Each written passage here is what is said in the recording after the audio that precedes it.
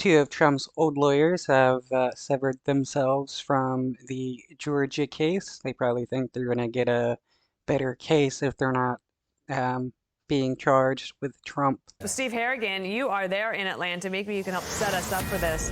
We're getting some decisions in Fulton County.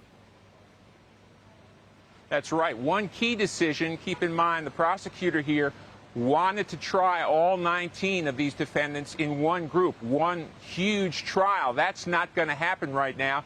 That's because the judge has allowed two of the defendants to sever themselves from the case. Kenneth Chesbrough and Sidney Powell have been allowed to sever themselves. That means they will be tried separately.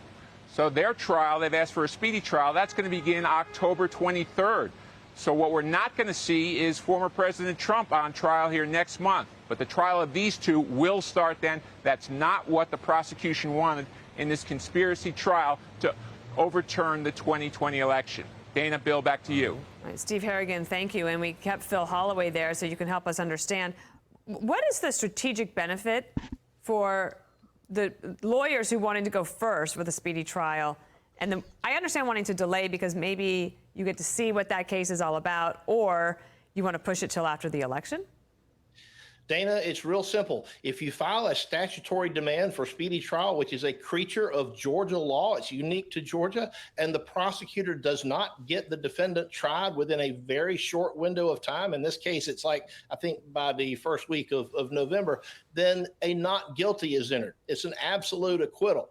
So when you have all this massive discovery and the lawyers are not going to have time to go through all of it between now and October 23rd, it's sort of like going for it on fourth down. If you make it, that's great, and you're the hero coach. But of course, if it doesn't succeed, then you're the villain. It's a big gamble, but there's a great benefit for the defendants. Here's one thing, though, that the district attorney needs to be looking out for. The remaining defendants have an additional period of time. They have until, I think, the first week in November to file their demand for speedy trial. So let's say one of them drops this statutory demand for speedy trial on them in late October. We could be looking at simultaneous trials going on in different courtrooms in this Georgia courthouse, all in. It's just funny how these people are doing everything they can to either delay the trial or uh, make it so that it's too far ahead to really have much of an impact.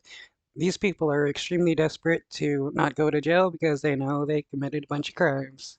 Involving this same indictment. That's why the DA wanted this to happen all in one giant trial and not be spread out.